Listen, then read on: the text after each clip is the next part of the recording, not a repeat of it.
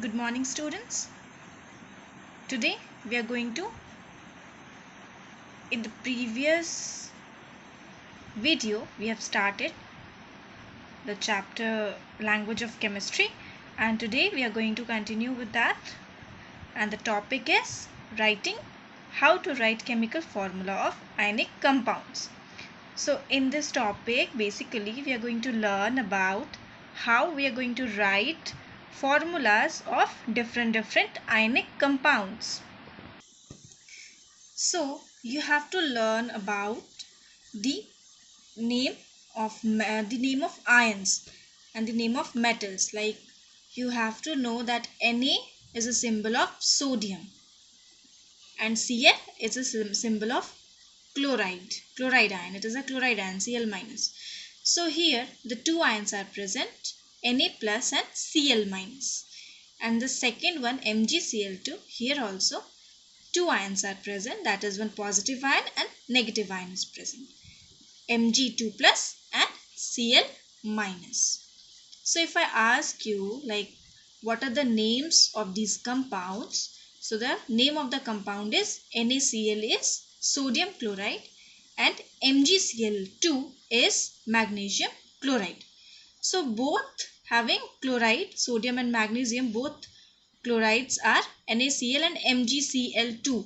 So why we are writing in Na only one Cl and MgCl2? Why two subscript is here in MgCl2? So these things we are going to learn about in this topic only. That how we are going to write the following formulas. So before this, you have to learn the various positive ions and negative ion. Means all the cations and anions you have to learn. You have to see the table 5.5 from your chapter. In this, you can see that various different types of cations and anions are given. All you have to do is you have to remember these anions and cations so as to write these chemical formula of various compounds. So remember this table 5.5. So now we are going to start this one. Okay, now let's see these points. Like ionic compound always contain positive and negative ions. In the case of NaCl also you can see the two ions are present, that is positive and negative, Na plus and Cl minus. MgCl2, there also two types of ions, positive and negative ions are there. Mg2 plus and Cl minus is there, one positive and one negative ion. So any ionic compound contains positive and negative ions. The second point you see, in the chemical formula, the sum of the charges of the cations must always equal the sum of the charges of the anions. So these two charges has to be equal. So these 2 points we are going to relate further. Let's see the next topic, the next point. Now let's see. Suppose if I have to write a chemical formula of aluminium oxide. So I have to remember the two ions, that is one aluminium and the other one oxide. So the aluminium ion, if you see the book, you see that Al, its valency is 3 plus. So I am writing here Al 3 plus. Oxygen, oxide ion, having 2 minus valency. So I am writing on the top of oxygen 2 minus. Okay, now let's see what we have to do is write the symbol for the metal and its charge followed by the symbol of the non-metal and its charge. As you can see here, Al3 plus and O2 minus. Then you see the formula is what? Al2O3. What happened over here is the oxide ion having 2 minus charge comes in the subscript of aluminium and Al3 plus charge is there, so 3 comes under as a subscript in the oxygen atom. So this we called crisscrossing of valencies. Right, now you see here what happened over here is 3 plus comes in the subscript of oxygen and 2 minus comes in the subscript of aluminium, like this. This formula now done. The formula of aluminium oxide is Al2O3. Now I think you have a rough idea about, you have an idea about that how this crisscrossing of valencies done. This can be done like this way only. Okay, the valency, aluminium valency, goes under the subscript of oxygen, and O2 minus will comes under the subscript of aluminium. Now you see here Al2O3, this compound for aluminium oxide. So you can see that 2 aluminium ion is there. You see here 2 aluminium ion is here, and 1 aluminium having valency 3 plus. So how many total positive ions is here? 3 into 2, that is 3 to the 6 plus. Now oxygen, you see here 3 oxygen atom is here.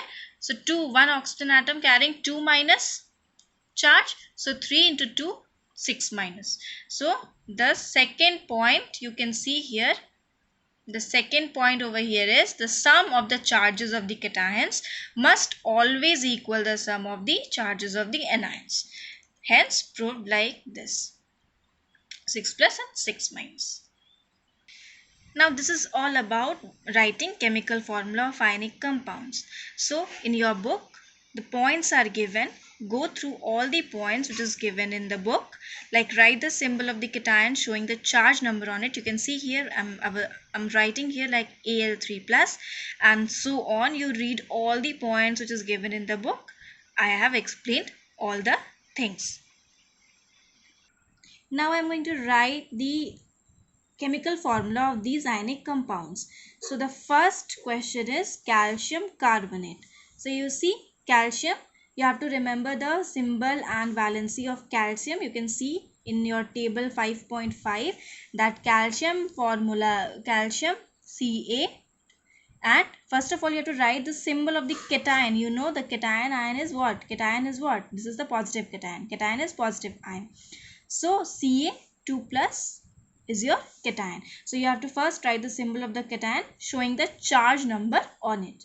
Now you have to write the symbol of anion. So anion is carbonate. Carbonate ion, you have to remember that carbonate ion is CO3 2 minus. Right. So you see here Ca2 plus calcium ion and CO3 2 minus is carbonate ion. Now what you have to do, you have to crisscross its valencies. Now this 2 plus will comes as a subscript in CO3, and this 2 minus will go here, right? So the formula will be what? 2 gets cancelled only, na? 2 gets cancelled. This plus and minus you don't consider, you just consider 2 and 2. Plus minus you ignore. So 2 and 2 cancel, and you will get the formula, that is CaCO3. Okay. So this is the formula of calcium carbonate. Now move towards magnesium nitrate. You write the symbol with its valency, write the symbol of cation Mg2 plus, and nitrate. Nitrate NO3, you know NO3 minus 1. So you see here Mg2 plus NO3 minus 1. So this crisscross again it will occur and it will form the formula. You can see Mg1, no need to write, NO3 2 will come. So you note NO3, it is a polyatomic ion, no, polyatomic, because nitrogen atom and oxygen atom both are here. Now you write here NO3 under bracket, and this 2 will come over here. Why I am opening a bracket over here is because this 2 is this 2 is for the whole polyatomic ion. So why this 2 is here? This 2 is with whole nitrogen and oxygen atom. So that is why I am writing over here in, under a bracket, bracket, and then I am writing this 2. Okay. Now potassium dichromate.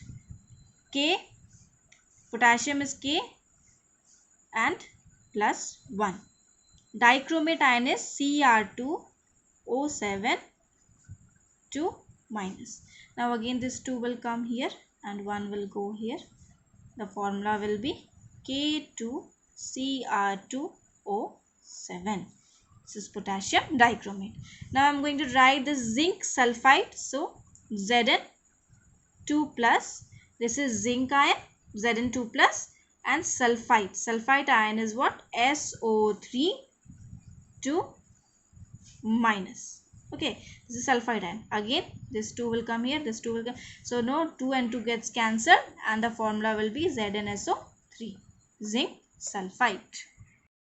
So I hope that the how to write this chemical formula of different ionic compounds is clear to each and every one of you. So go through it, okay? Go through it and remember the table 5.5 so that you can easily do this chemical formula of ionic compounds. You can easily write. Now let's see the next topic here is chemical equation. So a reaction is described in terms of the names of the reactants and products. So what are reactants and products? You see here in the example, what is reactants and products? Reactants is a substance which take part in a chemical reaction. Okay. So the substance which take part in a chemical reaction is called reactant. So which are the substances over here is taking part in a chemical reaction?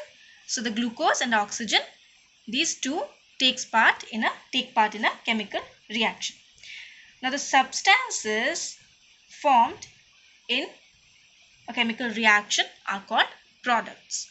So which substances over here is formed during this chemical reaction? So carbon dioxide and water is formed during this chemical reaction. So products is written in RHS side and reactants is written in LHS side of the chemical reaction. As you can see here, the reactants are glucose and oxygen, and products are carbon dioxide and H2O, that is water. So this is all about reactants and products. Now we have to know about the word equation and chemical equation, right? So you see here that word equation is what? You see in the book, you see here the word equation is glucose. If I write like this, glucose plus oxygen gives out carbon dioxide plus water, means this one, glucose oxygen plus oxygen gives out carbon dioxide plus water.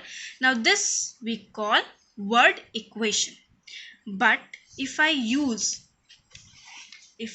write this word equation with the help of its formula, like glucose having formula C6H12O6, oxygen O2, carbon dioxide CO2, and water H2O. If I write this substances or these elements or compounds by using its formula, we call them chemical equation. So it is nothing but it is just a representation of a chemical reaction in terms of symbols and formulas of the reactant and the product. We call it chemical equation. So I hope this word equation and chemical equation is clear to all of you. Now in the next class, we are going to learn about how to write a chemical equation. Till then, go thoroughly, and if you have any query, please write in the comment box. I'll try to cover those things in the coming video. Thank you.